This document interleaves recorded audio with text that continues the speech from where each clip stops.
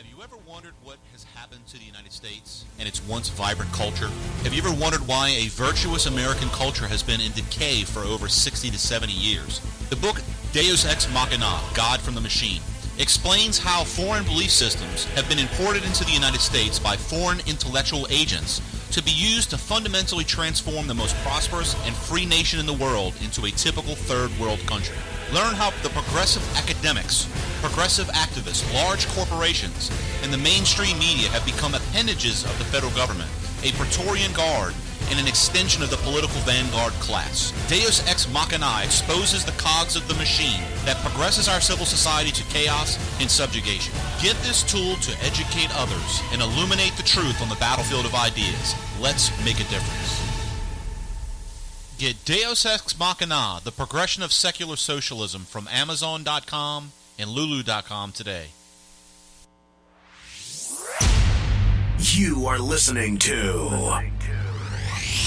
the Lanterns Radio Network, where Americans come together to illuminate the truth. Turn it up loud and proud until the knob breaks off. Lanterns, illuminating the truth.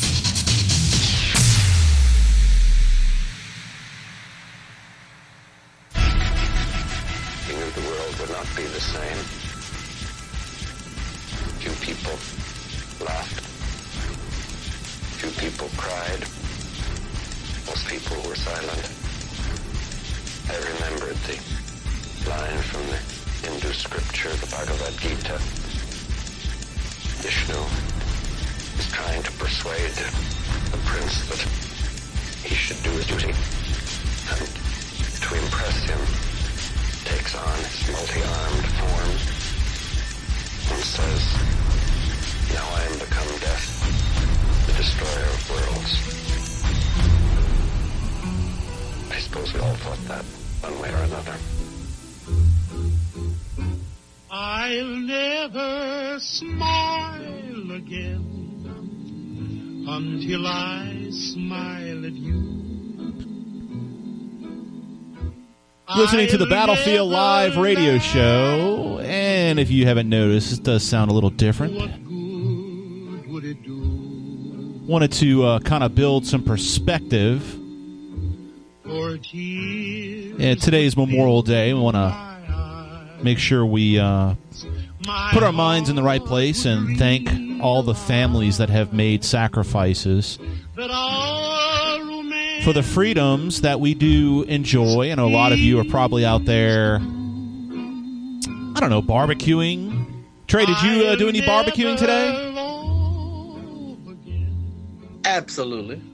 So Trey, this is what I'm thinking we'll do today. I wanted to kind of build some perspective. I really wanted to focus mostly on World War II. And quite honestly, I had planned on talking about a lot of different wars and that we've been involved with. But I tell you what, I read so much today about World War II. I just couldn't stop getting enough information and perspective. And I thought it would be a great opportunity for us to just kind of dig into some of the numbers and just kind of maybe reflect a little bit on about, you know, what we deal with when at least as a country when we go to war, right? Yeah, I did something similar. I went and saw X-Men. You went and saw X-Men, okay. So I don't even know what to say to that. It was good. I would say if you haven't seen it, go see it. I went with my daughter, and it was good. All right, so let's do this, folks. Stick with us. We got a whole 2 hours for you tonight, and there's a bunch of stuff that we're going to cover, and I think you'll really enjoy it, and it'll give us some perspective. Stick with us. We'll be right back. Honor, country. Those three hallowed words reverently dictate what you ought to be, what you can be, what you will be. They are your rallying point to build courage when courage seems to fail, to regain faith when there seems to be little cause for faith, to create hope when hope becomes forlorn.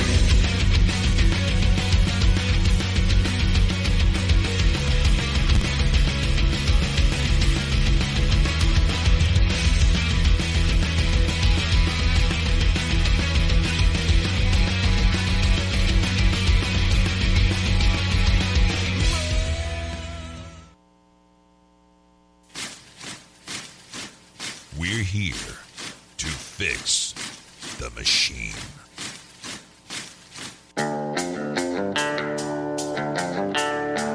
Battlefield Live.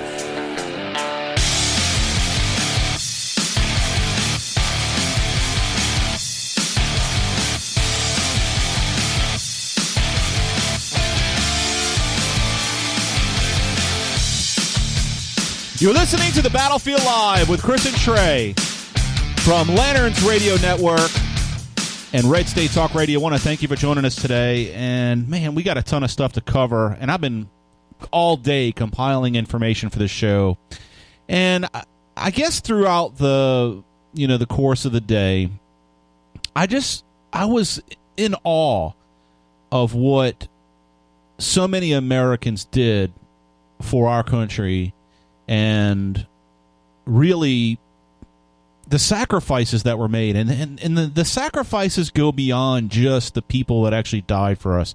I mean, I've looked at a lot of pictures. Trey, I don't know if you've seen a lot of pictures on the internet recently or Facebook or whatever of like wives of soldiers laying on, the place where their loved one was buried. Did you see a lot of those pictures? I can't hear you, dude. Sorry, my mom is up in, I haven't seen many of those pictures, but my mom is up in North Georgia. North Alabama. And she sent me some pictures this morning of the Fort Benning Cemetery. And I've been to Arlington National Cemetery in D.C. or Arlington, Virginia. And it's an amazing sight to see the rows and rows of headstones.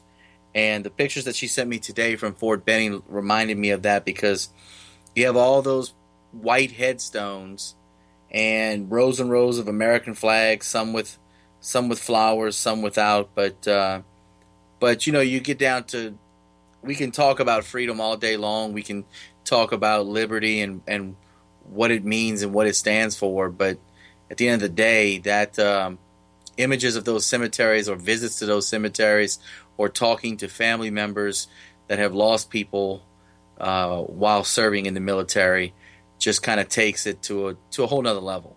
So when I guess I was maybe 18 years old, I went to Washington, D.C. with my mom and dad and my sister. Went up there just kind of like for a family vacation. I was really excited on the way up there to go see the Smithsonian. I was kind of I guess, I don't want to say a nerdy kid, but I kind of liked, the history of things and, museums and things like that. I really enjoyed that kind of stuff. And when I think back about that trip now, the most impressionable part of that trip for me was going to Arlington Cemetery. And I just remember kind of like walking up, through the gates, and I don't really remember that, like, so much the, kind of like going into the cemetery. But I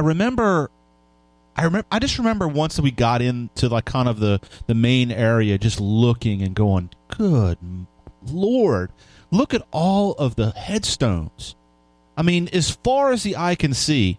I mean, if you haven't ever seen Arlington Cemetery, you got to go just look online, go Google it, and Arlington Cemetery, and just look at the pictures.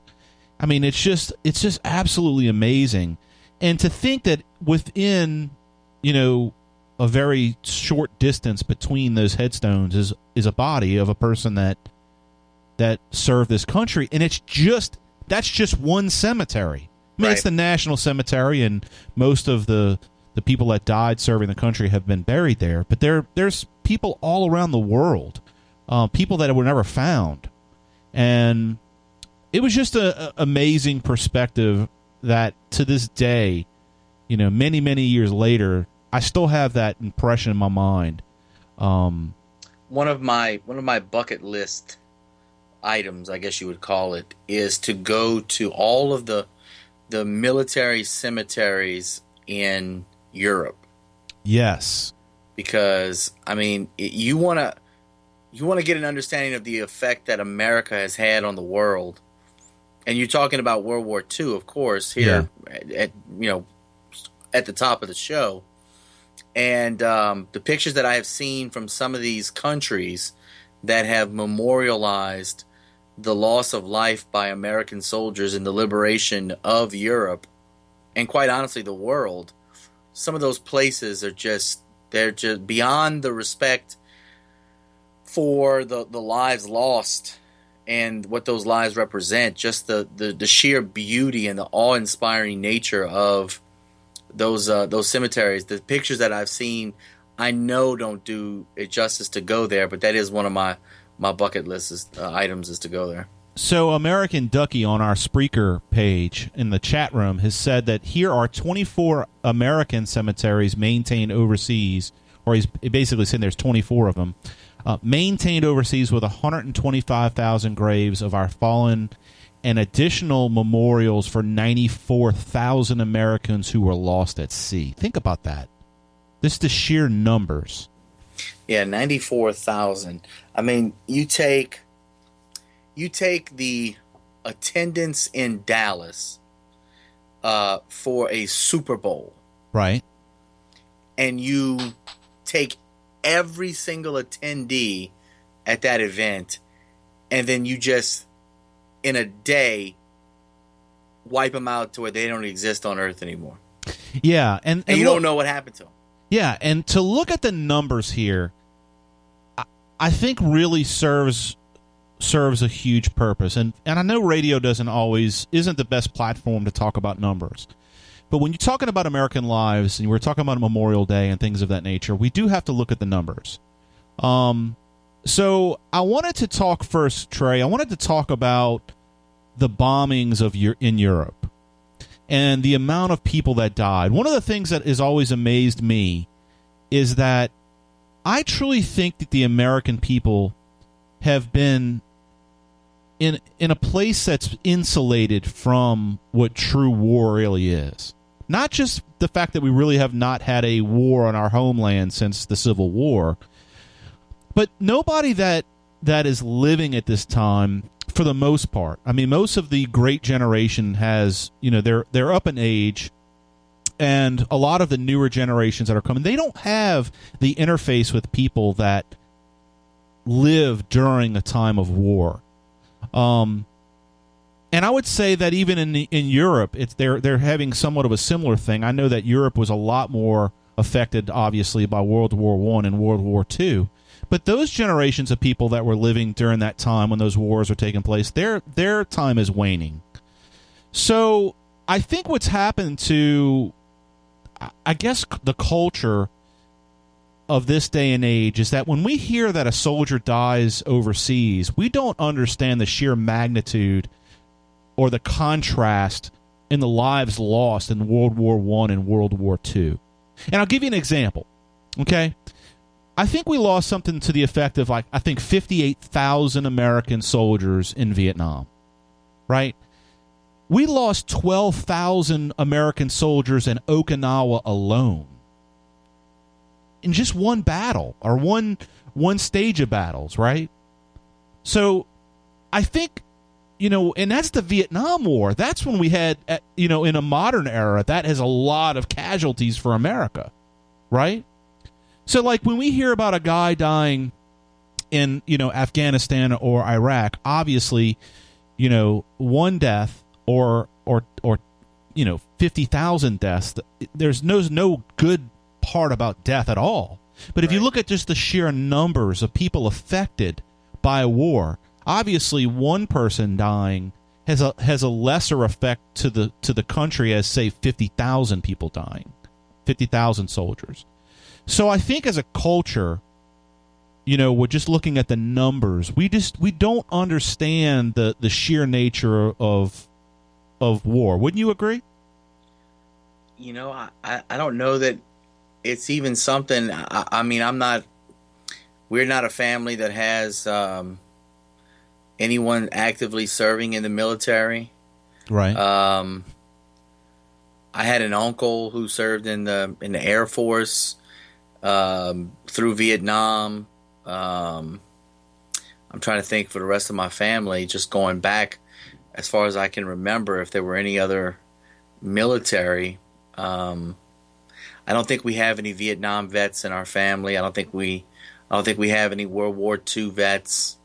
I don't think we have any Korea vets. Right. So, it's hard to speak. I can only use a little bit of logic and a little bit of intelligence to try and think about what it must be like. We've never lived in that society that you talked about. We've never lived in that world where it's literally at war. My father-in-law is probably the closest thing. He served. He joined the Navy during Vietnam, and I asked him one time. I said, "Why did you join the Navy?" And he said, "You know how when Iraq was, it was going through its deal, and you would hear 3 soldiers died today in Iraq, or you'd hear 4 soldiers died today in Afghanistan." And I said, "Yeah." He goes, "Well, during Vietnam, you would hear things like, 700 soldiers died today in Vietnam, or you'd hear, 1,200 soldiers died today, in Vietnam or whatever." And so he said, I knew I wanted to serve, but I didn't want to go necessarily where literally hundreds of people were dying every single day. Right. Because I wanted to live. And so, he retired Navy, he retired Master Chief, which is probably one of the highest enlisted ranks that an enlisted man can go into. And, so I married into a family that, was military and everything. But also Stephanie's grandfather got a Purple Heart, and they lost that Purple Heart during Hurricane Katrina. And it kind of means a lot now that we don't have it. I remember seeing it, but that would be something that I would truly treasure and want to pass on to my daughters and say, listen, there was someone in your family who earned a Purple Heart, fighting in war. Right. And just to keep that legacy and that idea that they come from people who have served in a way that they put they at least put their ultimate sacrifice. The ultimate sacrifice, thank God, wasn't necessarily made, but they definitely put it out there to be made, and that chance was possible. But it's a different time. Once we went on kind of a mutual annihilation, if you will, where I don't know that we'll see trench warfare. I don't know that we'll see the kind of war of like World War II or even like Vietnam ever again. And you hope not, right? Right. But man, we've got some weaponry now, and we've got some crazy people around the world now that are weapons that are capable of wiping out. I mean, look, an EMP blast to the United States would probably be as, if not more devastating, long term than the bombs we dropped on Japan at the end of World War II. Right. So that potential is always still out there. I think that's part of the reason that people like you and I, Chris, take the political aspect of things so serious, because you're talking about. I've been studying this thing lately called the natural law of right decisions. Right. And basically, like, if you make the right moral, if you make the right, there's always a good result for the general public when you make the right decision. And just like nobody argues, I mean, I might argue a little bit about this, but just like nobody argues that no human being, regardless of your political persuasion or ideology, no one can defeat the law of gravity. Right. No one can defeat the law of death. Right. And although we have people trying to defeat death, with technology and whatnot, like, these things are accepted. And I think you're probably articulating a lot of this in your book, Natural Law. Right. or the law of nature rather. So there are certain laws that right now I feel like, especially as a society, we are rejecting. And we are basically, the equivalent of it is we are jumping off of buildings, and we are encouraging other people to jump off of buildings. And in doing so, we're promising them that their life will get better if they just jump off the building. And that's where I think my fight, I realized this over just since the last show, the last couple of days, that like what we're really fighting against and doing a show like this, writing books, writing articles, being in this running for office, being in this hunt and this fight of trying to educate people, is because the people that we're fighting against are the people standing on the edge saying it's going to be great, just jump off the building.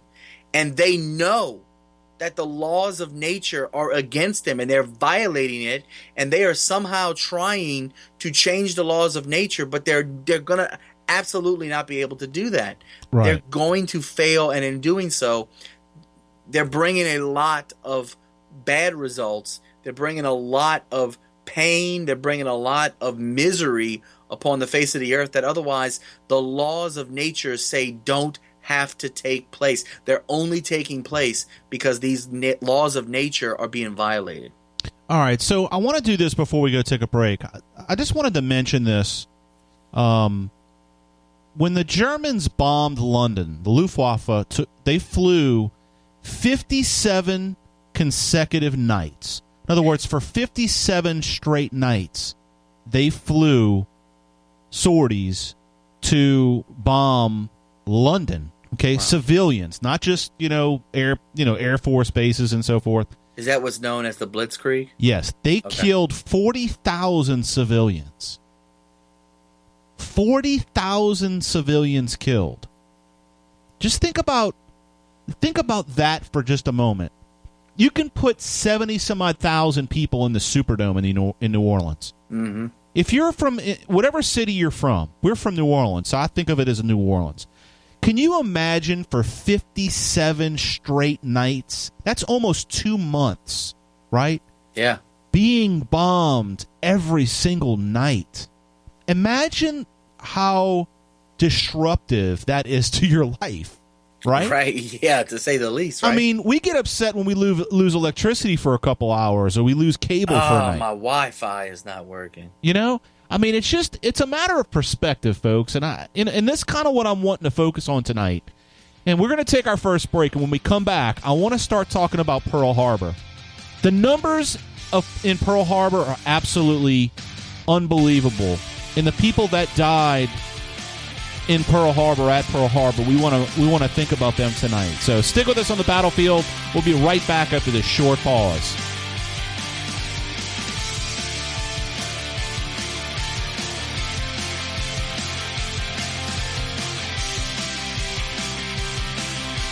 You're listening to the Battlefield Live radio show. Find the Lanterns Radio Network on Stitcher, SoundCloud, Google Play, iTunes, Player FM, YouTube, and other social media by searching keyword Lanterns Buzz or Lanterns Radio Network. You have entered onto the battlefield. And I got to thinking about that overnight, and I said, you know what? The easy thing is to compromise your principles, to just throw in with the masses. That's the easy thing to do.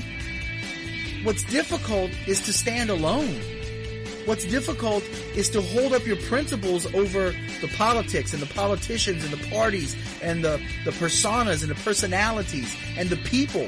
Go to radio.battlefield.buzz to get showtimes, the latest audio and video podcast, links to our affiliates and social media sites, and latest announcements from the Battlefield Live radio program. We are here to fix the machine. Doug, I never thought I could go back to school, but when it's this easy, it fits. I'm right there with you, Jackie, taking classes, watching lectures in the living room on the iPad. It's not hard. I can be a mom, make dinner, get my classwork done, and not miss a moment with my family. It's amazing. Yes, it is. is. Hey, it's Jackie Velasquez, and if Doug and I can do this, you can do this too. Higher education with Liberty University Online. Find out more about completing your college degree at the world's largest Christian university, Liberty University. Get all the details right now. Grab your cell and dial pound 250. When prompted, say the keyword Liberty University. Training champions for Christ since 1971, Liberty University Online. Find out more about learning online. Dial pound 250, then say the keyword Liberty University. Liberty University Online with hundreds of degree programs to choose from. Call now, pound 250,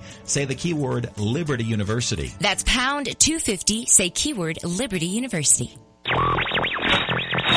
You have entered onto the battlefield. I can say this with a straight face. Every single time that I heard a complaint from a conservative about Barack Obama playing golf, I said, what the hell are you complaining about? I want him to play golf 365 days a year. At least he's not trying to screw up the country even further. Do we want gridlock? Of course we want gridlock. The nature of the Constitution is gridlock. This idea that we have to go make deals and get things done, that is not what the country's about. That is not what the Constitution is about. That is not what our founders did. Our founders didn't put a Constitution together to grease the skids, if you will, to get things done, quote unquote. That's not what the country was set up to be. Go to radio.battlefield.buzz to get showtimes, the latest audio and video podcast, links to our affiliates and social media sites, and latest announcements from the Battlefield Live radio program. We are here to fix the machine. We're here to fix the machine. Battlefield Live.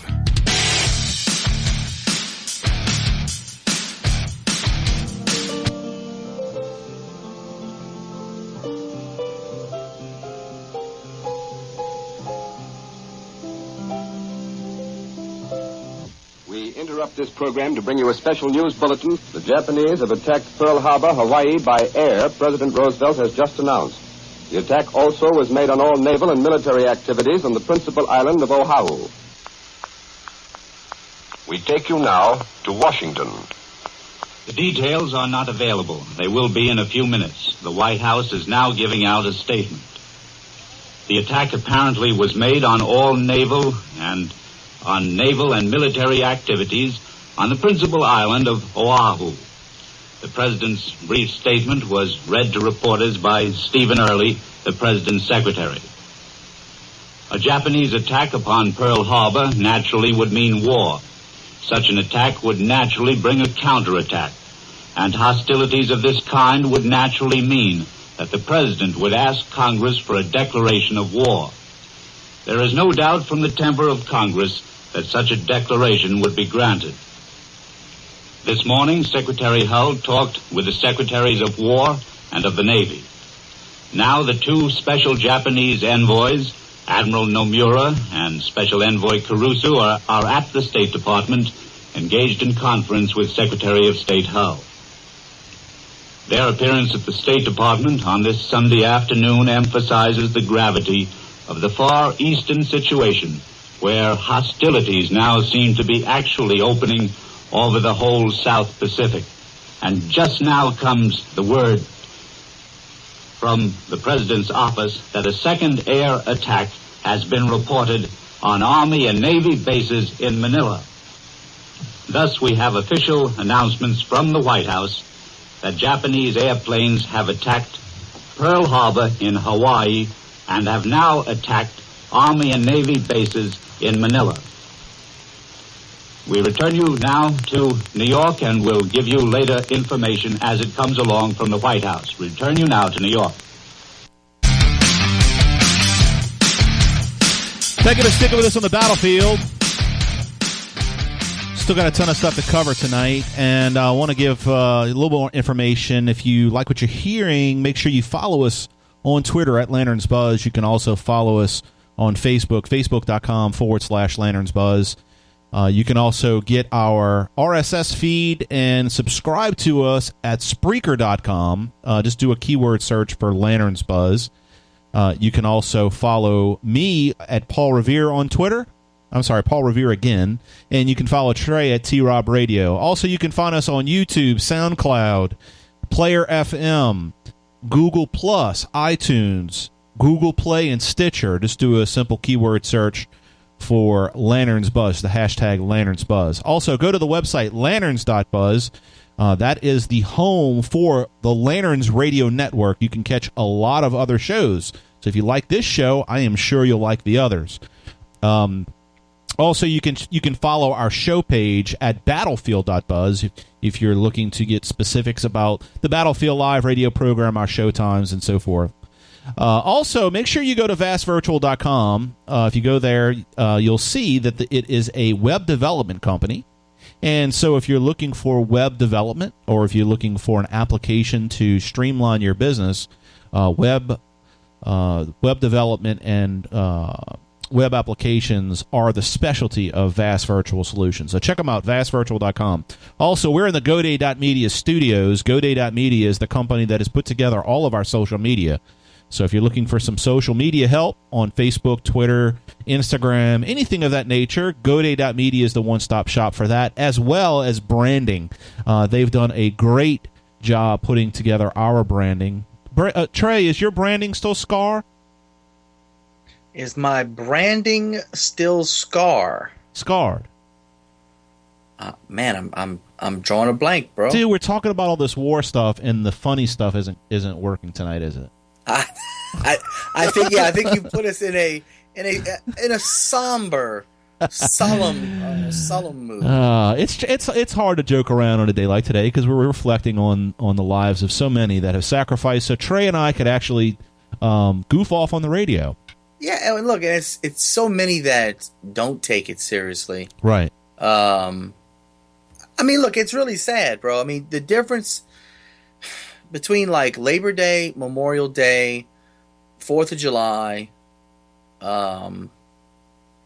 Veterans Day, like those 4 days, like most Americans, it just means that they get a day off from work, I think, for the most part. Right.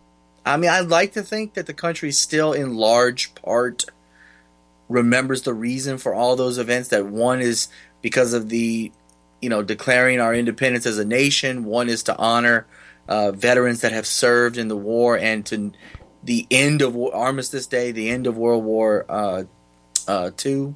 World War I, right? Armistice Day. And then, of course, today, Memorial Day for all the fallen soldiers, the fallen dead. And that Labor Day is actually kind of a communist holiday. It's right. It's for workers. Right. But anyway, but the fact that most people don't remember that is rather annoying, but what are you going to do? I mean, so what I want to do, Trey, I wanted to talk a little bit about Pearl Harbor. In fact, we'll probably go into the next break after the next break talking about it. But a lot of people don't realize that Pearl Harbor, the reason why the Japanese invaded or attacked Pearl Harbor is because they had been more or less they've been performing a lot of conquest, right? They knew that the American Navy was building a huge naval force that would intervene with Japan in their conquest, right? So let me give you an example. So Japan's resources were very scarce. In other words, this is a very small island, so they don't have things like coal, oil, timber, rubber, gas, or gasoline, copper, and they were a nation that was expanding industrially, right? So without these natural resources, they were having to go conquer other nations in order to be able to expand industrially. And they were in the process of invading the Dutch East Indies and Malaya. I was going to say, on the flip side, they had their neighbor across the South China Sea. They had China, right? They have a history with that has practically unlimited resources. That's right. So, and we're going to get into some of that as well, some of the stuff that went on between China and Japan. It's a very fascinating relationship that they have. So they knew that at some point the Americans were going to get into the war, and the Japanese were a part of this axis of evil, right? They knew that there was going to be some conflict, if you will. Well, yeah, the propaganda in America, America first. Right. Yeah, I wonder where we've heard that before. I feel like I've heard that recently somewhere. Right. So I don't know, maybe not. So the Japanese, what they did was they actually attacked Pearl Harbor in two waves, and I think these numbers are pretty interesting. The first wave at Pearl Harbor there was 183 planes. And the American forces actually misidentified the 183 planes that were coming in. They thought they were U.S. Air Force bombers arriving from the American mainland. So the first group of bombers that came in, there was 49, and I know I'm gonna butcher these names, Nakajima B-5N Kate bombers with armor-piercing bombs. They also had 40 B-5N bombers with torpedoes, and their targets were the battleships and aircraft carriers in the harbor there. Okay, the second group of planes that came in were 51. I can't pronounce this either. Akai D-3A dive bombers, and they were armed with 500-pound bombs, and their target was Ford Island and Wheeler Field. The third wave, or the third group of planes, was 43 Mitsubishi A6M0 fighters for air control and strafing. Right. That's actually the car I had to learn how to drive a stick shift, by the way. Oh yeah. There's not a whole lot of protection in those A6M0s. No, I love my Mitsubishi. So the targets for the Zeros were aircraft at Ford Island, Hickam Field, Wheeler Field, Barbers Point, and Kanoa. So, I mean, just think of like 183 planes in the first wave, another, I don't know, I guess almost 100 other planes in the second wave. Actually, I'm sorry, I got that wrong. It was 183 total planes. So, just imagine like you being at the convention center in New Orleans on the Mississippi River, and as over the course of several hours, 183 planes fly over and bomb the crap out of your city. Dude, and they still couldn't kill Ben Affleck. I mean, you knew that the Japs were way under. God, they could have got rid of him. Are you talking about the insurance guy? No. Ben Affleck. Yeah. He was in Pearl Harbor. Okay. So I don't know if I can laugh, dude. Well, he was. Okay, look, the movie, right? Ben Affleck was in the movie. I know what you're talking about. It's okay.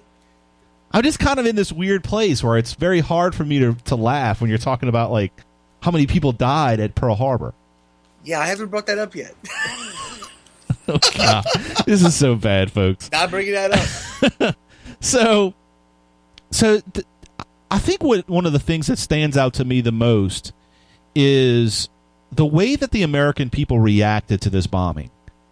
And the only thing I can think of that we can now relate to is what happened on 9/11, right? I mean, the way the American people, for a short period of time, seemed like they came together to look at evil straight in the face. Right. Right? I think that the American people did this, but that went on for many years. What happened at 9/11, as terrible as it was, the American people were divided not long after that, right? So I think there's a lot of perspective here. We're not finished with Pearl Harbor. I want to come back, and after this short break, I want to go over a little bit more, and then I want to talk about more of the history of Japan. Barack Obama just went to Japan, Hiroshima, and talked about the bombing of Hiroshima, which we're also going to talk about. Hug it out, Barack. Hug it out. So I want to understand who the Japanese, the forces of the Japanese were at that time in our history, in world history. So stick with us on the battlefield. We'll be right back after this short break.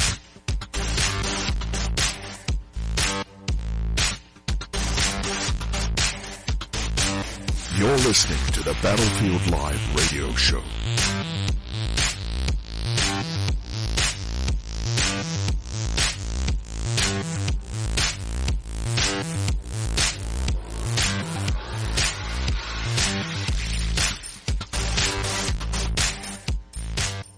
Lanterns, illuminating the truth. So one of the things that, Trey, you and I have talked about quite a bit was this idea of the materialism, right? Right. People say, oh, well, you're materialistic because you like revere stuff. your wealth. You know, you have a zeal for your wealth, right?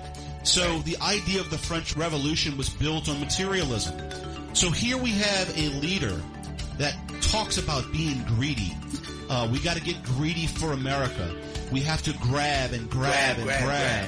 You know, he talks about the greatness of America being as a material wealth, not of spiritual wealth, you know? That's a great point, Chris. And we're seeing the people that were in this Tea Party movement that have been telling us all along that we don't need to discuss religious and social issues because they're not winning issues. And in the same breath, they are supporting a man who says we need to make America great again, and they don't know why we were great in the first place. But I don't want that to just pass by, dude. That's a great, great point. He has said things like America is great because of stuff. He has said that the materialism of America is what its greatness is. Right.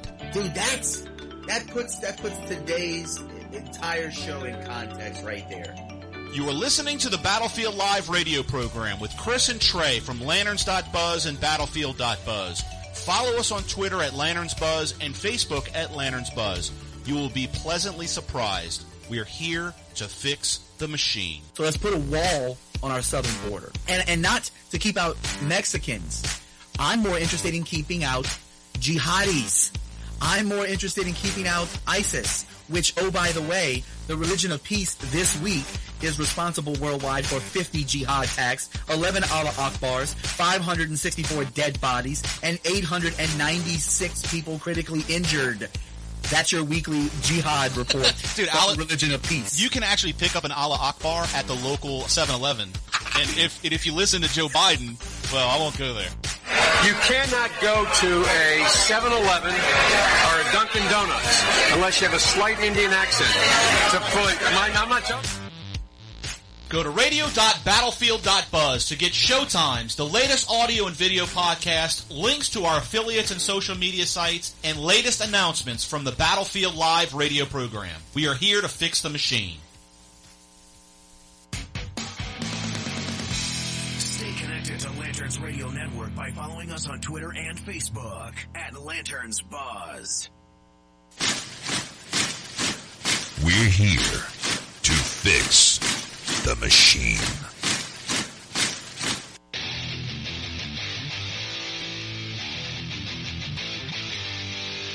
You have entered onto the battlefield.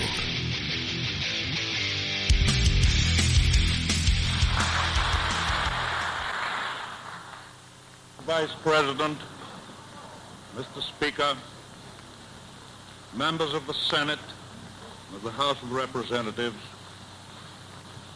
yesterday, December 7th, 1941, a date which will live in infamy, the United States of America was suddenly and deliberately attacked by naval and air forces of the Empire of Japan. The United States was at peace with that nation, and at solicitation of Japan, still in conversation with its government and its emperor, looking toward the maintenance of peace in the Pacific. Indeed, 1 hour after Japanese air squadrons had commenced bombing in the American island of Oahu, the Japanese ambassador to the United States and his colleague delivered to our Secretary of State a formal reply to a recent American message. And while this reply stated that it seemed useless to continue the existing diplomatic negotiations, it contained no threat or hint of war or of armed attack.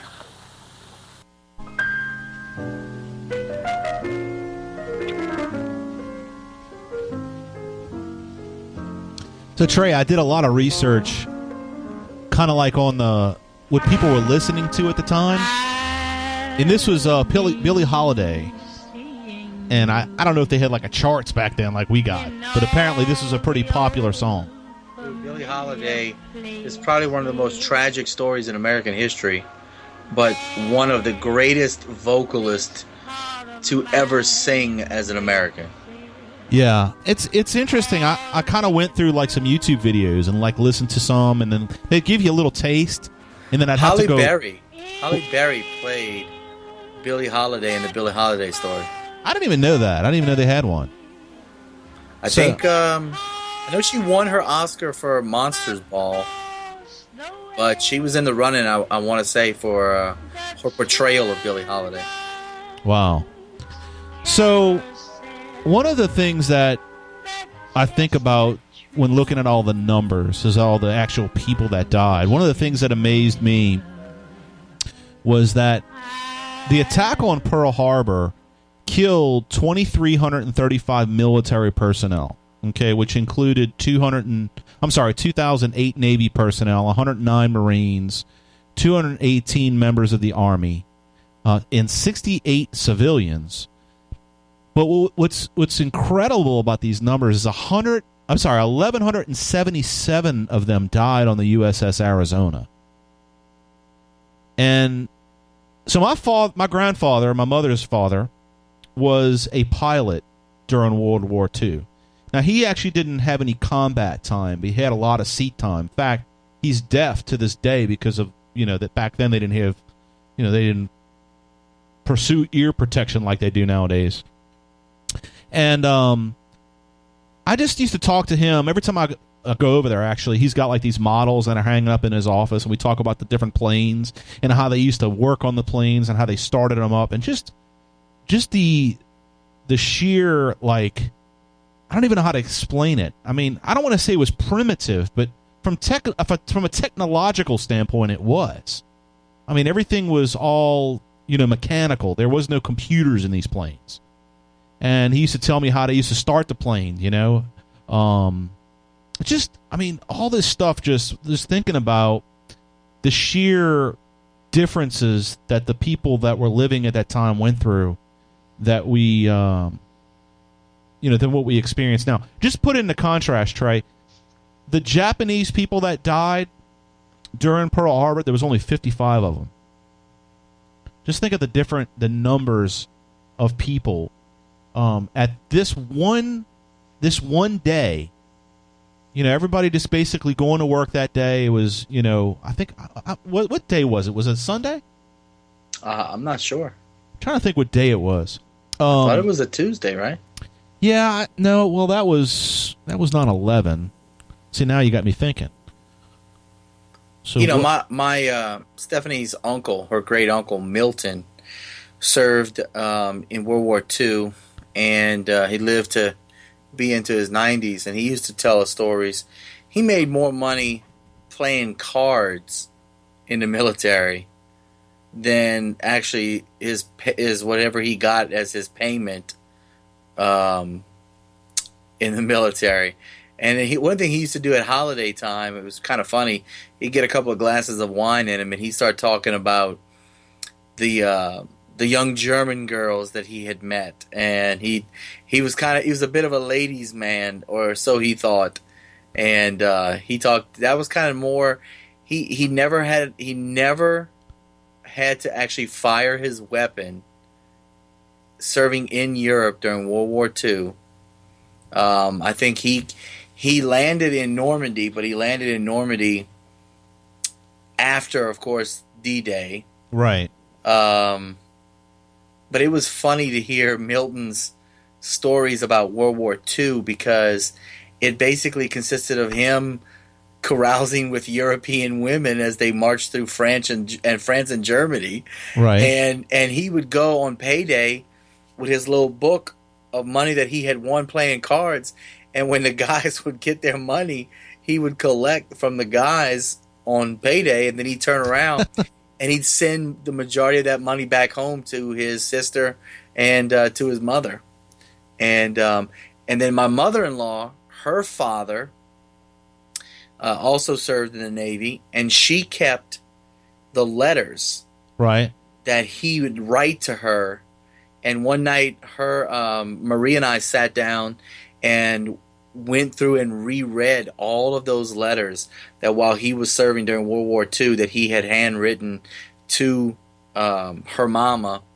And he made it back home and everything, but it was just neat to know that, like, while the words that I'm reading on this original piece of paper, that, like, it's during a time where he's somewhere around the world, and the thing known as World War II was going on. You know what I mean? Right. And it was kind of romantic too. I'm not gonna lie. It was sweet to hear him reference his wife and little pet names, and it was kind of neat to see that he was thinking about her and wanted to, was looking forward to getting back home and things like that. Yeah, one of the things that I struggle with is that I think that a lot of people, especially younger generations, they look at the world wars and it's kind of like a movie to them, right? And I think the story like you just told, that the lack of those type of stories is actually what is so devastating about that time, because I think that the stories that we hear or what we see on television, it almost galvanizes it and dehumanizes it. I mean, you see... Yeah. Stories like the ones I just told put the humanity back into... I mean, dude, think about this. These were, in some cases, 17 and 18, 19-year-old kids. Right. I barely trust a 17, 18, 19-year-old kid to get my order right at McDonald's. Right. And they were out there flying planes, packing bombs, shooting Germans. I mean, it's amazing in that regard what they did at such a young age. And knowing the sheer numbers of people that were dying, especially what happened after World War I. I mean, right. I know we talk a lot about World War II, but World War I was much more vicious, much more destructive. The reason why we don't talk about World War I as much is because of the fact that the media was different back then. I mean, even in a short period of time with radio that come out and, just even at the very early glimpses of television. Hey, did you ever get a chance to go see that series that I was telling you about on, I think it was an Amazon original, The Man in the High Castle? No, where did you tell me about that? Because I do remember you telling me about it. Well, I watched the only season that they've made. Supposedly it's in production for another season, but basically it was a science fiction book written in the 1960s. Right. And it was basically like what would have happened in the first, what you'll learn by watching the first series or by getting the book, is the atom bomb was actually dropped on Washington, D.C. Oh, wow. And okay. so America was split in half basically by the Grand Canyon. The Grand Canyon was like this neutral zone between the Germans and the Japanese. So the Japanese controlled all of the west coast of the United States and Hawaii and all that, and Germany controlled all the east coast into the mountains and into like the flyover country. Right. And so it was like this political, you had to like pledge your allegiance, but you had these rebels who were out there throwing up propaganda videos, and they were using the actual footage of like the flag being put in at Okinawa, at Iwo Jima, and like the bomb in Nagasaki and Hiroshima blowing up. Like the real footage was being used as propaganda to get Americans to try to rebel against both the Japanese and the Germans once again. I got to see that. But at the very end, what was so weird about it is there's something science fiction-y about these films that were going around, because at the end, Hitler was the man in the high castle, and Hitler was fascinated with these films that were being made. Basically, I think, because I haven't read the book, and I've been waiting for the season 2 to come out now, but I think these films have some like time travel, time dimension that Hitler viewed them to see how it was really going to play out, and then planned accordingly for it, and then counteracted it. Right. So it's definitely geeked, weird, but it's really cool historical fiction, because everything that you would expect to be post-World War II America is post-World War II America after America lost, and they're being occupied by, you see swastikas everywhere on the East Coast, and you see the red dot, the red sun everywhere on the West Coast, So check this out, Trey. So we talked about the bombing of London, and so the British bombed Hamburg, right? And which that made me very mad when I heard that when I was in school. I was like, hamburgers have been good to people. They have, why? What do you have? I mean, you hate people that much? So anyway, 40,000 civilians were killed. Dang, now in you Hamburg. tell me. Yeah. So, also, the Allies bombed Dresden, Germany, and they killed 25,000 in Dresden. So, you got to go look at pictures of... Now, are you playing something from Chicago this weekend? Chicago. No, that's not Chicago. That was actually a bombing raid on London. I thought that was some audio from Chicago this weekend. That could be happening later this evening. Right. So just think about the sheer number of deaths that took place just from the bombing runs at these. I mean, we're not even talking about like the military deaths. I mean, just the number. Like, check this out. I went and looked online. Let's see here if I can find a pretty staggering number. All right, so in the Soviet Union, 34 million people served the Soviet Union in their military. Okay? 10 million, almost 11 million of them died. That's 31% of their military died in World War II. Think about that. In contrast, 407,000 of the 16.3 million Americans died in World War II. That's 2.5%.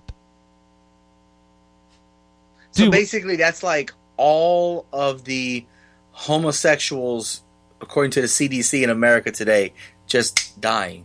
Yeah. Why would you make that parallel? Well, no, I mean, it's 2.5 million. That's what the CDC claims that there's how many homosexuals. It's 2.5 Oh, so you're saying percentage-wise? Correct. Okay. So, yeah, 2.5%. I mean, that just, you couldn't even imagine. Yeah. So, all right, so let's look at another one. In Germany, 18.2 million people served in Germany, and 5.5 million Germans died. Military died in World War II. That's just... And that in the Army alone, they lost 4.2 million. So most of it was the Army. And I know we won't get into this today because it's not the point. But the body count that you're racking up right now as you talk about this, right? This wasn't because of free market, free enterprise, conservative, republicanism. Right. You know what I mean? Like that's the thing. Sadly, because you said this earlier, young people don't understand the society and they don't get this, right? Right. But they don't get it, and then they go right back to voting for Bernie, who's advocating the very same sort of governmental and economic policies that racked up these body counts. And this is just World War I, boys and girls. World War II. So stick with us on the Battlefield Live radio program with Chris and Trey. We'll be right back after this short pause on Lanterns Radio Network. Stick with us.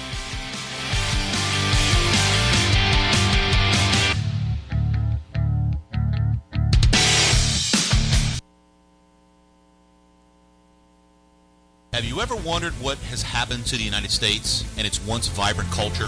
Have you ever wondered why a virtuous American culture has been in decay for over 60 to 70 years? The book Deus Ex Machina, God from the Machine, explains how foreign belief systems have been imported into the United States by foreign intellectual agents to be used to fundamentally transform the most prosperous and free nation in the world into a typical third world country. Learn how the progressive academics, progressive activists, large corporations, and the mainstream media have become appendages of the federal government, a Praetorian Guard, and an extension of the political vanguard class. Deus Ex Machina exposes the cogs of the machine that progresses our civil society to chaos and subjugation. Get this tool to educate others and illuminate the truth on the battlefield of ideas. Let's make a difference. Get Deus Ex Machina, the progression of secular socialism, from Amazon.com and Lulu.com today. You are listening to the Lanterns Radio Network, where Americans come together to illuminate the truth. Turn it up loud and proud until the knob breaks off. Lanterns, illuminating the truth.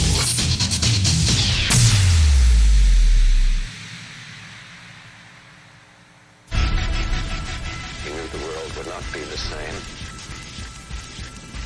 Few people laughed. Few people cried. Most people were silent. I remembered the line from the Hindu scripture, the Bhagavad Gita. Vishnu is trying to persuade the prince that he should do his duty. And to impress him, takes on his multi-armed form and says, "Now I am become death, the destroyer of worlds." I suppose we all thought that one way or another. I'll never smile again until I smile at you. You're listening to the Battlefield Live radio show, and I can't help but see Trey laughing.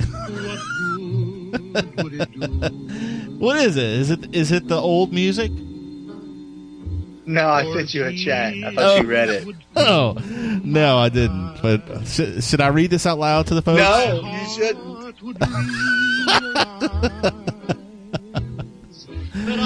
All right. So it's Memorial Day, folks, and there's a lot of stuff that we have left to cover.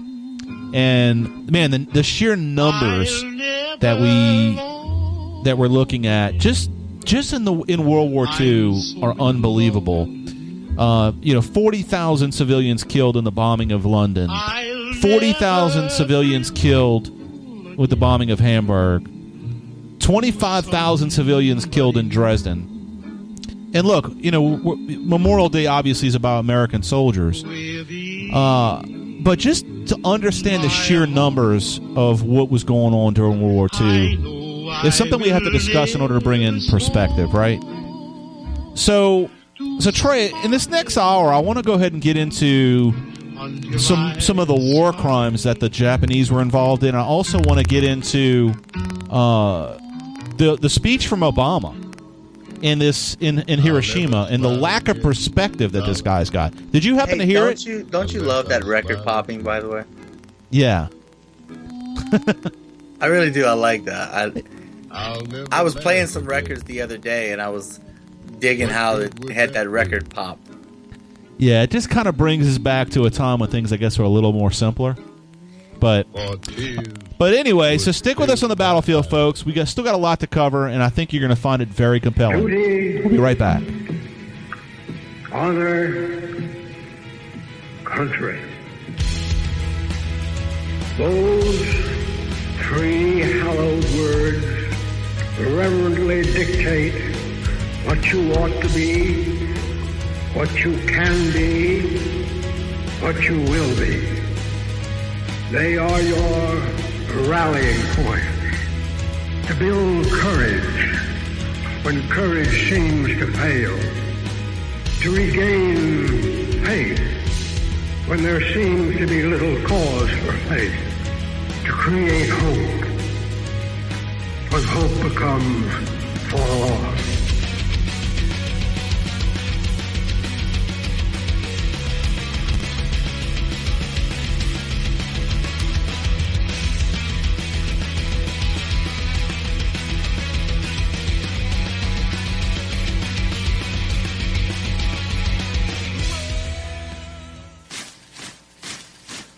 We're here to fix the machine.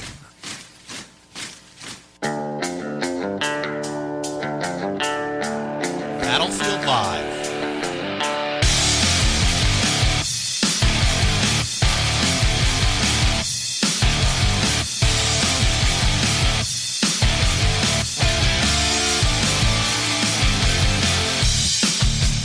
You're listening to the Battlefield Live with Chris and Trey from Lanterns Radio Network and Red State Talk Radio. I want to thank you for joining us on the battlefield today, and we are digging in and looking at some pretty astounding numbers and just kind of putting in perspective what took place during World War II.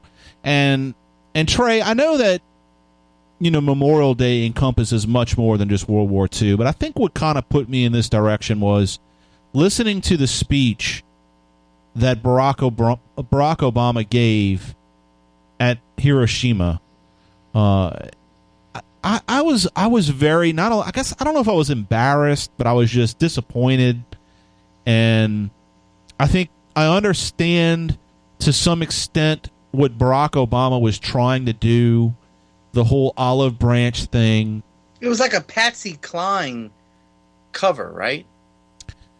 I don't know. I don't know what was going through his freaking mind, man. To me, I just think this is one of his, things that he's checking off. He's trying to say, like he's always said, like American patriotism is no different than Italian patriotism or Afghani patriotism. Patriotism or exceptionalism? Well, he doesn't believe in American exceptionalism. That's correct. That's why I was wondering if I always thought that he had attacked the idea of American exceptionalism. Yeah, I mean, it's just, to me, if you understand the basic fundamentals of American history and world history and understand what took place in this world, World War II, I mean, just the sheer evil that we were dealing with is beyond comprehension. And a lot of it is focusing on the German atrocities with what they did to the Jews. And I don't want to downplay that by any means, but most of you probably have heard a lot about that. And most of you may not have heard. And I know I'm a pretty well-educated, person. And I didn't realize the sheer numbers of war crimes that the Japanese were involved with. Check this out. We deal, while you get that ready, we deal so much with historical stuff. And a lot of our research has turned over a lot of history that goes untaught, undocumented, if you will. Right. And I'm just so skeptical of, without doing the research myself, from really coming out hard and dogmatic for or against a particular, situation. It's hard for me to get all gung-ho, no pun intended, with everything that went on during World War II. And well, I mean, just the sheer magnitude of death that took place in World War II is astounding. And by all means, there's a lot of people that enjoy, and maybe enjoy is the wrong word, but they celebrate the victories by watching like war movies and things like that. And I think a lot of it is trying to get perspective and understand the true nature of human beings. One of the things that you and I have done for a very long time, we've talked about how evil human beings can be. And by pursuing things that reject God, for instance, looking to create a master race or eliminate people that are of a lesser race, quote unquote. All of these things that you and I talk about are due to the evils that we saw in World War I and World War II.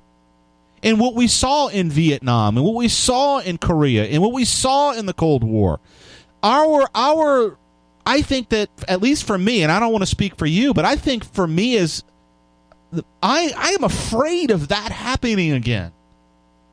And so my pursuit of truth in writing books like Deus Ex Machina with you, Trey, and writing books like, Profiles of Black Patriots, Emancipation Chronicles, in trying to truly understand where racism came from and how it was fabricated. To me, all of those things that we do are to try to prevent something like 20 million people, civilians, killed by the Japanese. Yeah, almost just like a simple, just like a Post-it note to the world that, hey, remember, we don't have to go through this again. I mean, if there's one little thing that I can contribute to society, it maybe is just sitting back and writing a small memoir or a book of my thoughts on why we don't want to go down the path that the Japanese or the Germans went down. You know what I'm saying? And to sit here and watch Barack Obama sit in a place that we had to kill 80,000 people in order to end a war, and somewhat in the side of his mouth and in the back pocket apologize to the Japanese for what we did to them, is an absolute slap in the face. And to do it right before Memorial Day of all times, right? I mean, he could have done this anytime. Typical Barack Hussein Obama. I mean, he could have waited until, August 9th when we dropped the bomb, or was it August 6th? Yeah, August 6th, 1945, right? But no, he wanted to do it before Memorial Day because, like in Alinsky fashion, he had to shove it in American people's face. It's amazing that somebody can dislike America so much, yet aspire to be its leaders so badly as Barack Obama did. Right. So this is what I want to do. I want to put some things in perspective, and the Japanese people that we're talking about in this segment of the show is not the same Japanese people that exist today. We're talking about perspective and what we were dealing with at that time. Okay? And many of you may have not have heard of the Nanking Massacre or the rape of Nanking. Okay? And basically what this was the Japanese invading China, where they don't even know, because either 40 to 300,000 Chinese people were raped, looted, and killed. And the reason why they don't know, Trey, is because they burned most of the bodies to eliminate the evidence of war crimes. Think about that for a minute. 40 to 30,000 Chinese people raped, killed, and looted. And that was just one part of their invasion of that part of the world. So check this out. I went ahead and I wanted to try to get a perspective on the war crimes that the Japanese military, the imperialists, Barack Obama always talks about the imperialist Americans, right? All right, so the imperial Japanese killed civilians, 12.39 million people in China. In China alone, 12.39 million, okay? In Indochina, 1.5 million. Korea, 500,000. Dutch East Indies, 3 million people. Malaya and Singapore, 100,000. Philippines, 500,000. Burma, 170,000. And then they forced laborers in Southeast Asia, up to 70,000 people were interned as non-Asian civilians. In Thailand and the Pacific Islands, 60,000. Forced labor, slavery. So here it is, Barack Obama loves to talk about how the American society is such a destructive society because it was built in the back of slavery. And here it is, he's over there putting a fig leaf down, an olive branch, and wreaths at Hiroshima for a country that killed 20 million civilians. Just think of that for a minute. 20 million. How many people died? How many Jews were killed by Hitler? Supposedly 6 million. Okay, 6 million. Multiply that times a little over 3, and you get what the Japanese did. Now, the reason why that so many people get upset outside of the numbers, the sheer numbers are obviously astounding. They're unfathomable. 6 million Jews. But the reason why so many people get upset about Hitler, and they don't talk about Hirohito and Tojo and all these different other mass murdering dictators, emperors, or whatever you want to call them, is because of the fact of race. It's because the socialist left, okay, not the socialist right, which would be the Nazis. The socialist left didn't like the fact that Hitler was trying to create a master race, right, of Germans, of white Anglo or white Germanic people, right? So I just want people to think about this for a minute, that Barack Obama is over there apologizing for the United States for the most part. And he's apologizing to a country that killed over 20 million civilians. So here's another staggering number that we got to mention about the Japanese. The Japanese killed, these are POW numbers, okay? So in other words, these are people that were captured in war and imprisoned. Now, under the Geneva Convention, obviously you can't kill POWs. You got to treat them a certain way, right? So in China, or Chinese POWs, they killed 400,000 POWs from China. Jeez. They killed 30,000 French Indochinese people. They killed 27.3 thousand Philippine POWs. They killed 25,000 from the Netherlands POWs. They killed 14,000 French, 13,000 British, 11,000 from the British colonies, and 10,700 Americans. Dude, you're making me want to drop another bomb on them right now just for posterity's sake. Well, I mean, think about this.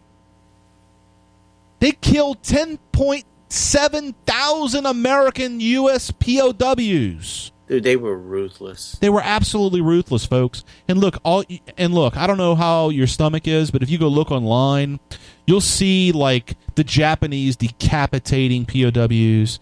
I mean, just horrific stuff, torturing them.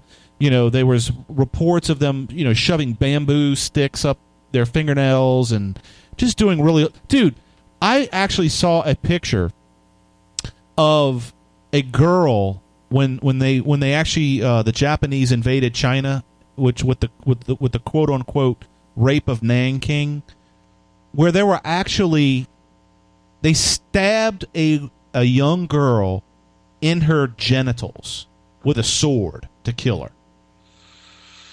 There's some speculation about whether or not this is true, but I'll mention it. I read it in a number of different places that the Japanese soldiers were having a game to see who could get to the first 100 deaths.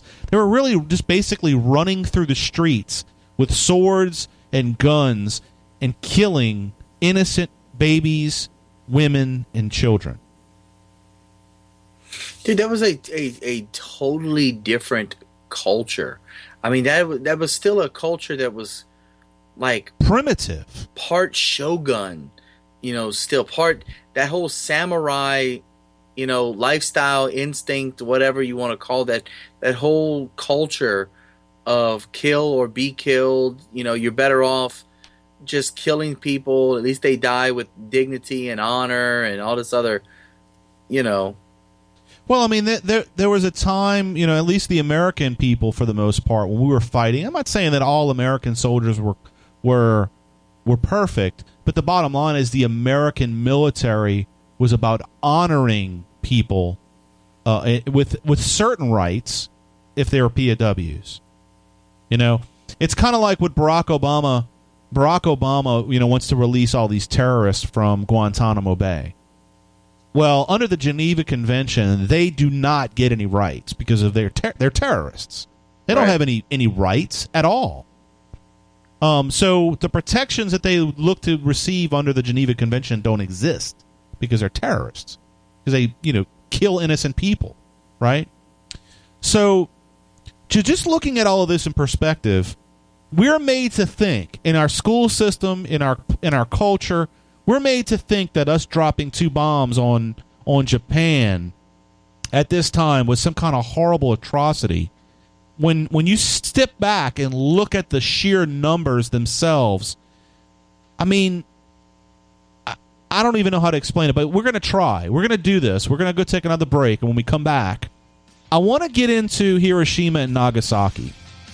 And I want to start off, we're going to listen to a little bit Barack Obama and his speech, and we're going to contrast that with reality. So stick with us on the battlefield. You're listening to Chris and Trey from the Lanterns Radio Network and the Battlefield Live radio program. We'll be right back.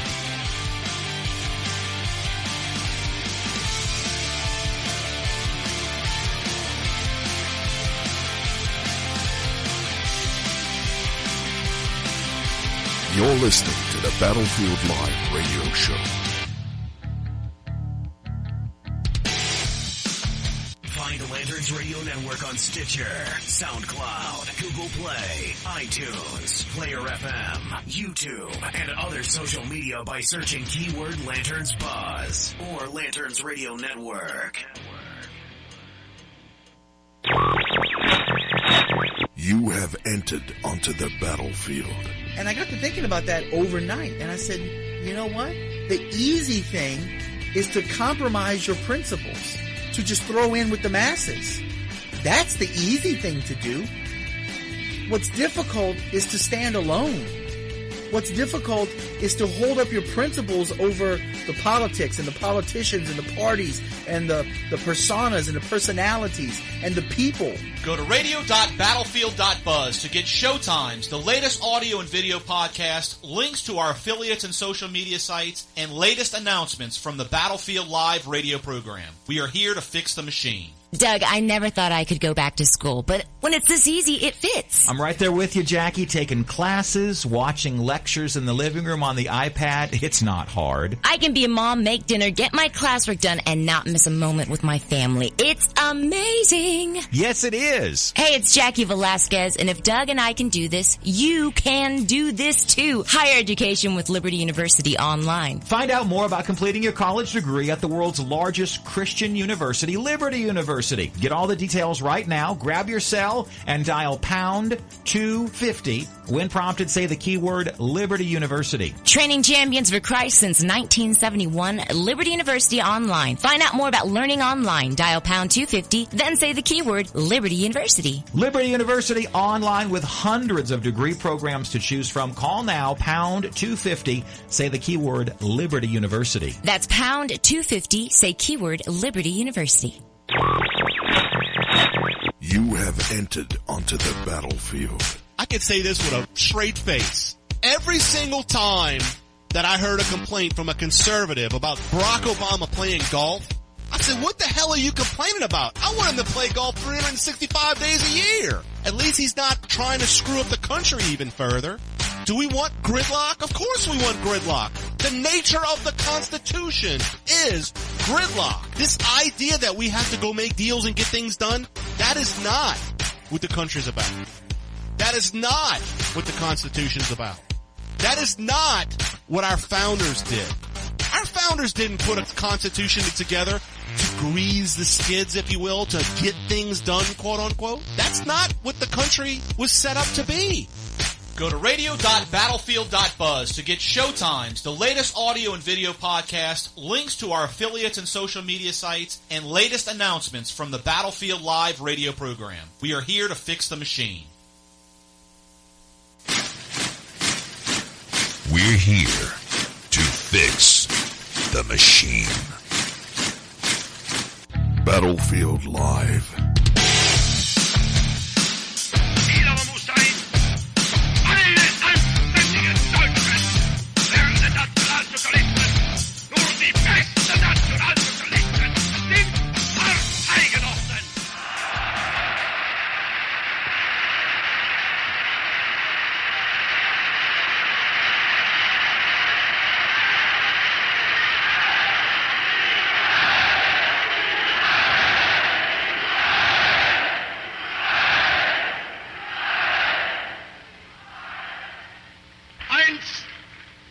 haben unsere Gegner dafür gesorgt, dass durch Verbot und Verfolgungswellen von Zeit zu Zeit die Bewegung wieder ausgekämmt wurde von dem leichten Zeug, das sich bei ihr einzufinden begann. Heute müssen wir selbst Musterung halten und abstoßen, was sich als schlecht erwiesen hat. Und deshalb... So I was trying to get the name of that speech.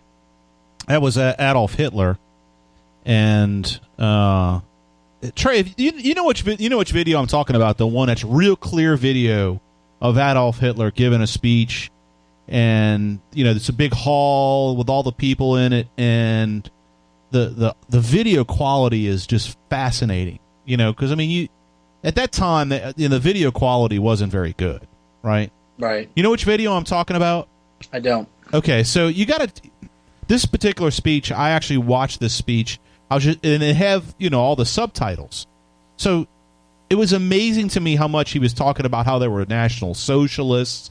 He was talking to everybody like they were comrades, which is strange because that's more of a Russian term, I guess, or a communist term. What's amazing to me about the idea of comrade was designed to be genderless or sexless, right? In other words, a female or a male could be a comrade. I don't know if you find that fascinating, but to me, when we're trying to, in an age, eliminate gender and eliminate, sexes for the most part, just to me kind of is reminiscent of other times. Does it make sense? Yes? I can't hear you. You there? Sorry. I'm sitting here watching you talk to yourself. Have you ever made one of those Hitler parody caption generators where they took the movie? I don't know what movie it was from. Yeah. Dude, those are the best. I mean, I've seen everything from Hitler gets upset because homosexuals closed down his favorite bakery. Yeah, I did see those. I mean, to everything Donald Trump. We even used it here at church to talk about how our church supports the missionary work around the world. And dude, it is really, first of all, the actor that played Hitler was incredible. But when you talk about, I was sitting here thinking man, if I listened to a Hitler video, it would need subtitles. But then I've seen so many of these videos that people put their own subtitles that I'm like, I don't know if I would trust watching it and them saying this is what he's saying. That's right. How jaded I've become, even with historical stuff. Yeah, so to me, let me ask you this. Do you find that our culture looks at Hitler as kind of like a cartoon character or a caricature? He is the boogeyman. Like, you can't invoke anything about the Nazis or Hitler without being stigmatized as an irrational person, right?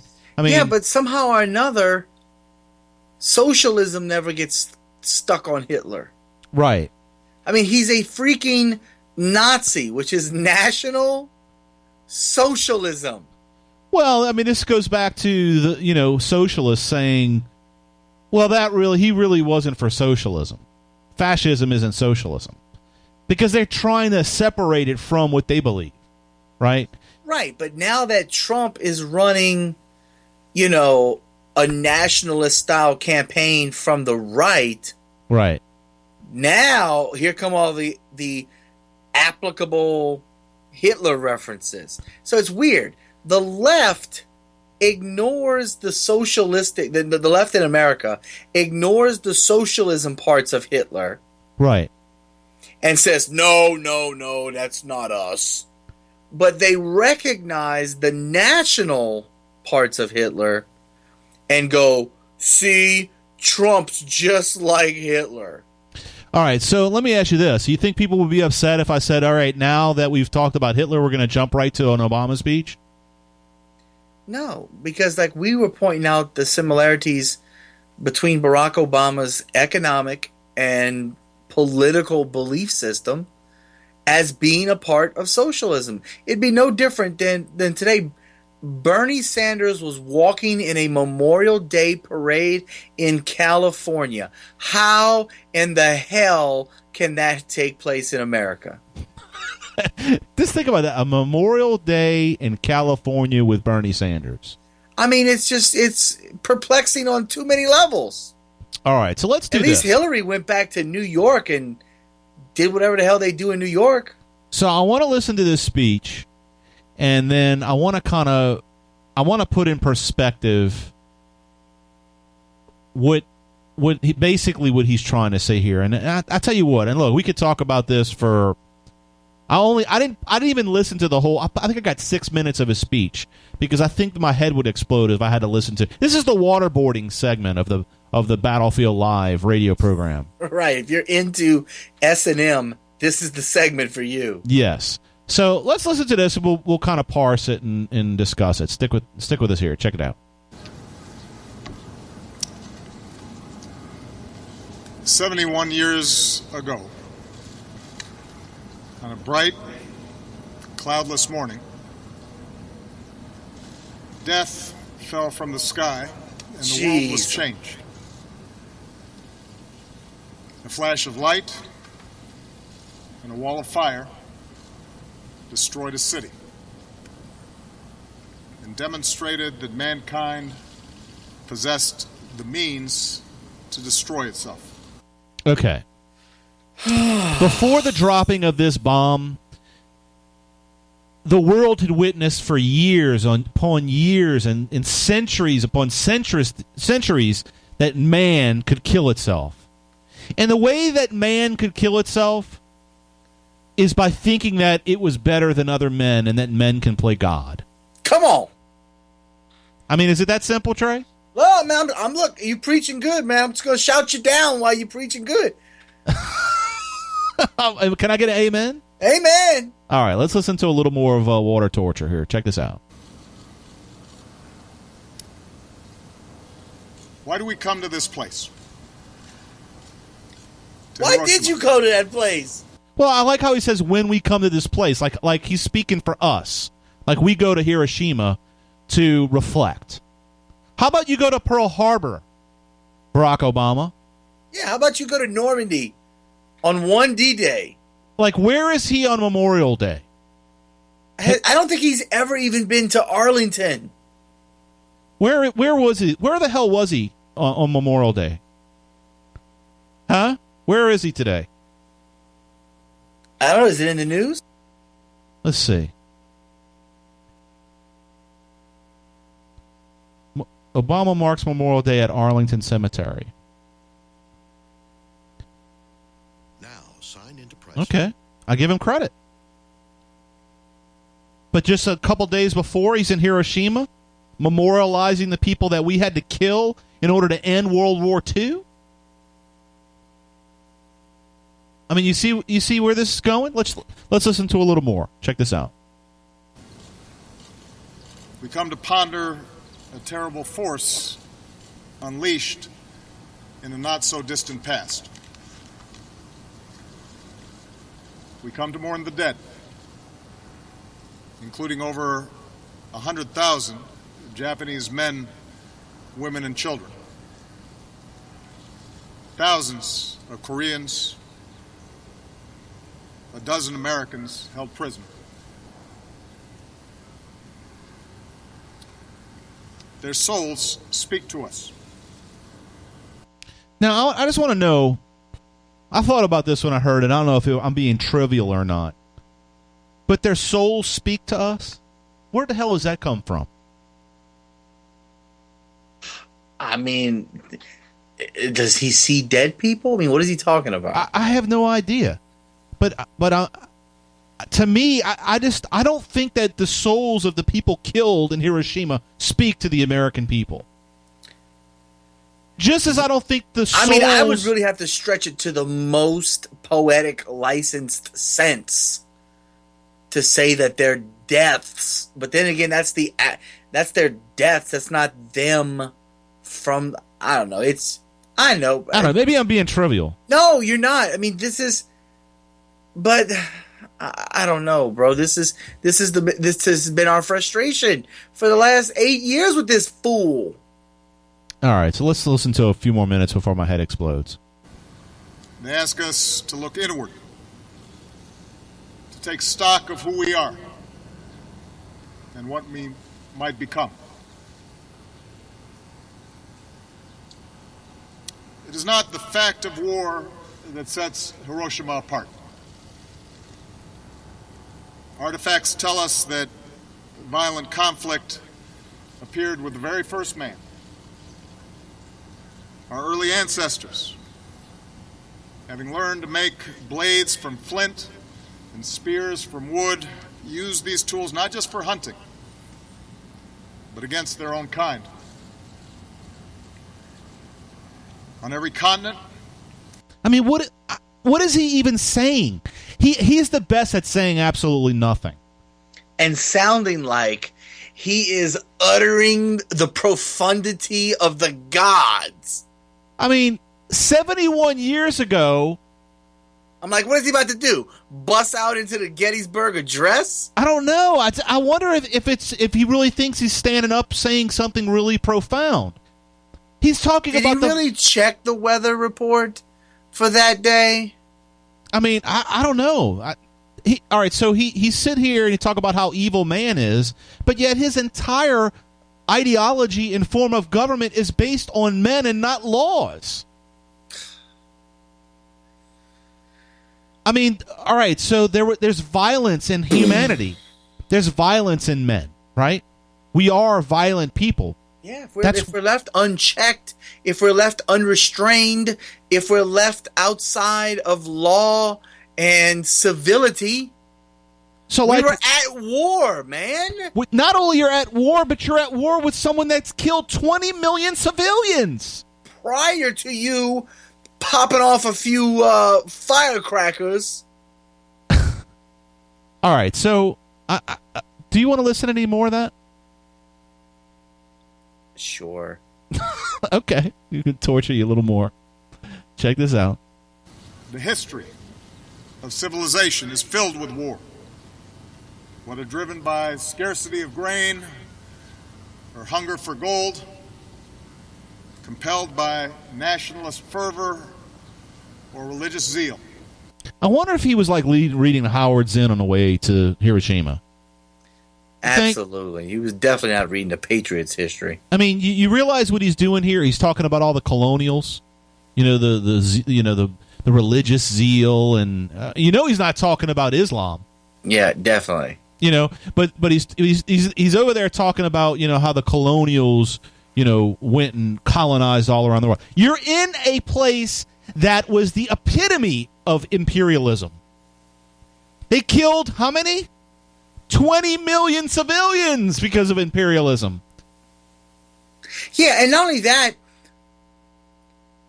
but if you're going to do anything, just show up and spike the football. What do you mean? We won. And why are we apologizing for winning? Just don't go at all. Just don't go at all. If you wanna put the olive branch out there to the Japanese, I mean, let's think about this. Wait, are we in danger? No, we freaking rebuilt. War again with them? We rebuilt the entire nation of Japan. We have bought all of their CD players. This I don't even know how to say this without getting profane. Look, America, from boom boxes to Walkmans to CD players. Everything Panasonic, anything Sony, all of those things were Japanese. Your Mitsubishi car? Toyotas. We have more than paid back the Japanese people. And look, the Japanese people have their own economic problems. They've got like 2 decades of zero growth because they tried to be like America. And some of their kids like to sleep with robots. They have some weird proclivities. Yes, they do have some weird stuff going on over there. But the thing is that need to go there. But there was no need for us to apologize in the first place. There was no need to rebuild their stuff. Nothing. We bombed the crap out of them. We should have just left them there. It was their fault. They attacked us first. But you know what? The American people stood up and we did what we thought was right. But yet we have a president now that wants to, I guess, jump back on the anti-colonial bandwagon and just totally rip the United States for whatever reason. He loves to pick at the scabs. Trey, when you little girls fall in the dirt and they start picking at scabs, what do you tell them? I said, baby, stop. You're not letting that heal. If you keep doing that, Daddy's going to have to cut your arm off. Yeah, so we're going to have to cut... We're going to cut his arm off, I guess. And now the Secret Service is tuning in now. These two guys over there on Twitch, All right, so let's take a break before I lose my mind. When we come back, we're going to discuss the numbers. Was it necessary to bomb Hiroshima and Nagasaki? We'll make the case right after this short pause. Stick with us on the Battlefield Live radio program on the Lanterns Radio Network. Stay with us.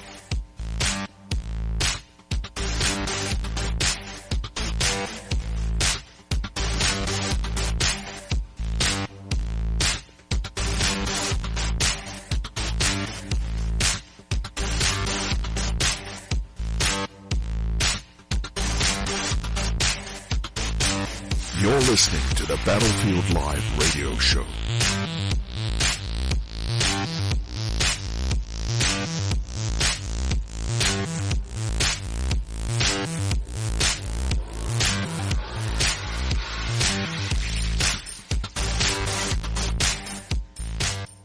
Lanterns, illuminating the truth.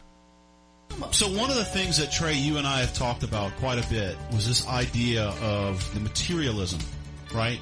Right. People say, oh, well, you're materialistic. You revere your wealth. You know, you have a zeal for your wealth, right? So the idea of the French Revolution was built on materialism. So here we have a leader that talks about being greedy. We got to get greedy for America. We have to grab and grab and grab. You know, he talks about the greatness of America being as a material wealth, not of spiritual wealth, you know? That's a great point, Chris. And we're seeing the people that were in this Tea Party movement that have been telling us all along that we don't need to discuss religious and social issues because they're not winning issues. And at the same breath, they are supporting a man who says we need to make America great again, and they don't know why we were great in the first place. I don't want that to just pass by, dude. That's a great point. He has said things like America is great because of stuff. He has said that the materialism of America is what its greatness is. Right. Dude, that puts today's entire show in context right there.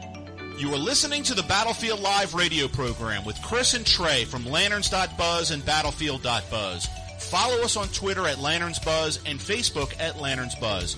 You will be pleasantly surprised. We are here to fix the machine. So let's put a wall on our southern border. And not to keep out Mexicans. I'm more interested in keeping out jihadis.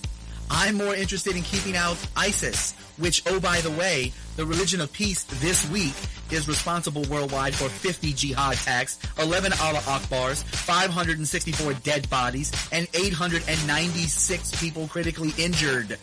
That's your weekly jihad report. Dude, Religion of Peace. You can actually pick up an Allah Akbar at the local 7-Eleven. And if you listen to Joe Biden, well, I won't go there. You cannot go to a 7-Eleven or a Dunkin' Donuts unless you have a slight Indian accent. I'm not joking. Go to radio.battlefield.buzz to get showtimes, the latest audio and video podcast, links to our affiliates and social media sites, and latest announcements from the Battlefield Live radio program. We are here to fix the machine. Stay connected to Lanterns Radio Network by following us on Twitter and Facebook at Lanterns Buzz. We're here to fix the machine.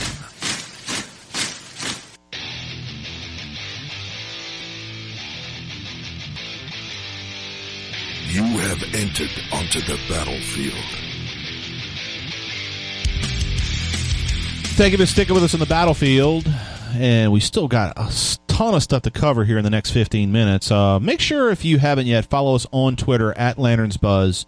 Follow me at Paul Revere again, and Trey at TRobRadio. Also, make sure you follow us on Facebook, facebook.com/LanternsBuzz. Trey and I post all day on all of our social media, so don't miss any of it. We always share a bunch of good stuff. We have a lot of fun with it as well. You can also find us on YouTube, SoundCloud, Player.fm, Google Plus, iTunes, Google Play, Stitcher. I always got to look at a list. We got so many places you can find us. Most of all, you can find us on Spreaker.com. Just do a keyword search for Lanterns.buzz, or I'm sorry, Lanterns Buzz, like you can everywhere else and all the other different places where you can find us. And make sure, if you go to Spreaker.com, that you follow us there. So that way, it's more like subscribing. You'll get an email that'll let you know when we're live. Everybody's busy, but this is a friendly reminder, let you know that we're live. Also, we are in the GoDay.media studios. If you're looking for any type of social media help with your business or just your personal accounts, they are the one-stop shop. GoDay.media, the website. Check them out. And they can help you with Facebook, Twitter, what's the other ones? Try Instagram. Check them out, GoDay.media. Also, Vast Virtual Solutions. If you're looking for web development help, they can help you build a website or a web application to streamline your business. You can find them at vastvirtual.com. And you can also look at dh-promotions.com. They're the company that does all of our corporate swag, our promotional products, our business cards, letterheads, all kind of stuff they help us with. My coffee mug, if y'all are watching on the Chris Cam, Trey Cam, whatever you call it, you can see that they've helped us with that. So check them out, dh-promotions.com. All right, so we're talking about Hiroshima, Nagasaki. So, Trey, these two ports, as you know, were two military-industrial targets that basically we bombed in order to avoid an invasion. And a lot of people, I think, they look at a couple of false premises. And one is that Japan was about to surrender, and that also that there was a lot more casualties with these bombs than if we would have just invaded the mainland of Japan, right? So one of the things that I want to look at is that in Okinawa, and this is from Truman. Truman actually stated that the invasion on Japan would be like an Okinawa from one end of Japan to another. And to understand the magnitude there, you would understand that Okinawa had 232 to 292,000 casualties. So they had American casualties were 12,000, and the Japanese casualties were 110,000, and there was also an additional, I think, 30,000 to 1,000 dead that were undefinable. So, and then if you look at, like, say, for instance, the bombing of Tokyo, 50% of Tokyo's industry was spread out amongst the residential area. So if we were to invade Japan, we would have been basically going through the cities with all these. It'd be like going house to house like we did in Iraq, right? So in Tokyo, the bombing of Tokyo, there was 88,000 casualties and 41,000 wounded. Okay? So if you look at this in perspective, if we would have simply bombed Tokyo like we bombed Hiroshima and Nagasaki like we bombed Tokyo, or like we invaded Okinawa, the death toll most likely would have been 3 times that of Okinawa for American soldiers. So you're talking about, 36,000 American lives lost to invade Japan, if not more. Okay? So we dropped one bomb. Basically had a small crew on an airplane. What was it, the Enola Gay? Right. I don't know who can say that now, the Enola Gay. It's perfectly all right. It's a woman's name. Yeah. So basically, by dropping these bombs, we saved thousands upon thousands of lives. And not only that, but we did not lose a single American life when we dropped those 2 bombs. Unless there were people in Japan. I don't know. I don't know. Anytime you start trying to judge the decisions of people in 1945 by the standards of 2016, I mean, it's not only ahistorical, but it's also pointless. Truman and his advisors made the only decision they could have made. Right. And when you consider the context of World War II, the numbers that you've laid out, it really wasn't much of a decision at all. It wasn't as big a decision as, as we look at it today. Oh, that must have been tough. No, we were losing a lot of American lives, and there was a lot of American treasure. There was a lot of American blood. It was just it was bad all the way around. So I want to look at the timeline, because one of the false premises out there was that Japan was about to surrender. In fact, I heard this from, kind of like a question, I guess you could say, not an accusation, from our good friend Liberal Dan. And his question was, would Japan have surrendered if the Soviet Union invaded? Right, something to that effect. And I couldn't figure out if he was trying to catch me and not knowing that the Soviets actually invaded Japan. They didn't actually invade the mainland Japan. They invaded Manchukuo, which is actually Korea, because the Japanese had, that's one of their conquests. They took over a portion of the Korean peninsula, right? So the false premise is that Japan was about to surrender. So in August 6, 1945, Truman dropped the bomb, or the American people dropped the bomb on Hiroshima, and Truman called for Japan's surrender and warned to expect a rain, this is a quote, a rain of ruin from the air, the like of which has never been seen on this earth. So Truman was really, at this point, he was saying, we got to end this thing, because it's getting to the point where so many lives are being lost. I mean, just the sheer number of people that died in Okinawa, Iwo Jima, all these different places, Pork Chop Hill, horrible battle, all these different places around the world during World War II. So basically you got, and 2 days later, the Soviet Union declared war on Japan. Okay?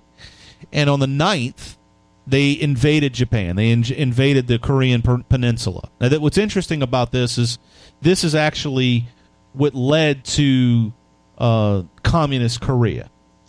Right? So, communist. You're talking about North Korea. Well, basically, the Soviets invading Korea, which they took from the Japanese, and they actually laid claim to that after the war. That's what led to communist Korea, is really what it boils down to. North Korea, which is now North Korea, before it wasn't North Korea, it was just Korea, right? But it eventually ended up as the Soviets' influence and communism on Korea. On August 9th, the atomic bomb was dropped on Nagasaki. Okay? Now, what's interesting is during this whole time, this is what the liberals claim, is that they were about to surrender.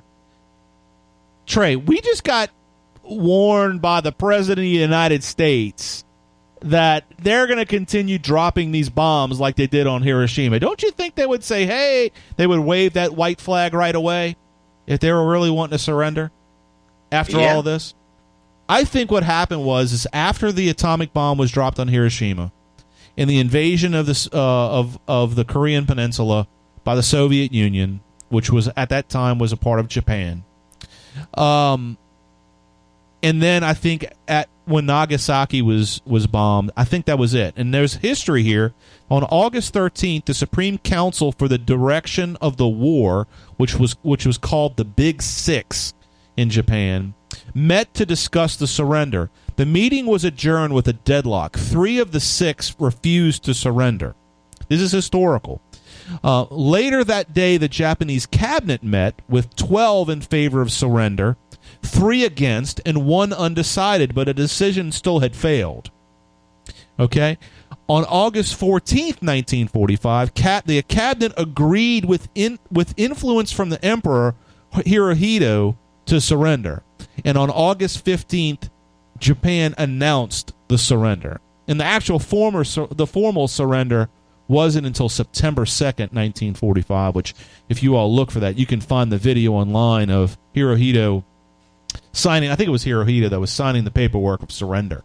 Listen to what Hirohito said to his people as they were about to accept. They had just sent the acceptance of the agreement of surrender, and this is one of the paragraphs. It says, "Moreover, the enemy has begun to employ a new and most cruel bomb, the power of which to do damage is indeed incalculable, right? Taking the toll of many innocent lives. Should we continue to fight, not only would it result in an ultimate collapse and obliteration of the Japanese nation, but it would lead to the total extinction of human civilization." Wow. After the second one, they kind of got a clue. Yeah, and the thing is that Truman, they only had 2 bombs, so they had to make these things count, and they didn't even know if they were going to work.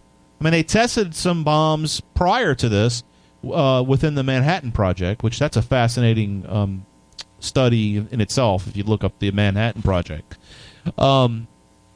But the dropping of these 2 bombs, there was a possibility that these things wouldn't blow up. What's interesting, if you look into the history of the 2 bombs, I think one was called Little Boy, and the other one was called Fat Man. And if you understand how these bombs worked, I mean, very primitive, of course.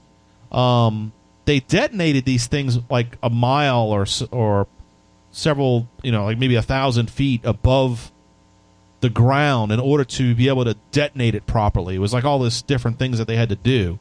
And just to understand the sheer destruction that these things deliver is absolutely incredible, And these were small bombs. These are not what we can do now.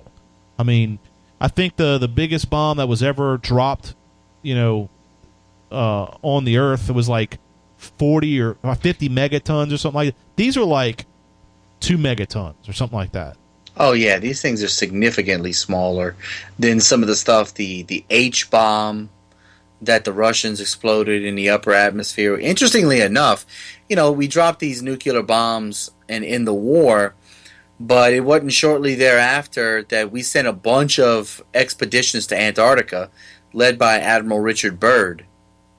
And probably early to mid-1950s, late 1940s, the world who had been at war comes together in this 12-nation agreement known as the Treaty of Antarctica, which is still in place today, signed on by more countries. And we immediately started exploding these nuclear bombs and these megaton bombs in the upper atmospheres of Earth. So it's an interesting time in history. NASA, most of the scientists that start NASA, including the original director von Braun, those were all former SS, Nazi scientists and not the head of Nazi rocketry during World War II. So it's a very interesting time coming out, and here comes the Red Scare. Yeah, that's what led this is what led to the Cold War, folks. So look, I want to thank y'all for joining us on the battlefield today. Look, if you know a veteran out there, I know this is not Veterans Day, but thank them for their service, because people like our veterans is what kept us safe from such evil in the world. And we've got to learn not to apologize for taking care of good people. So I want to thank all the people that have been directly impacted by the deaths of so many of the people that have kept us free in this nation. So thank you. This is from Chris and Trey. And make sure you go to Twitter. Follow us at Lanterns Buzz. Also follow us at Paul Revere again, as well as T-Rob Radio. And make sure you go to lanterns.buzz and check out all the other show hosts on the Lanterns Radio Network. You've been listening to Chris and Trey on the Battlefield Live. Thank you.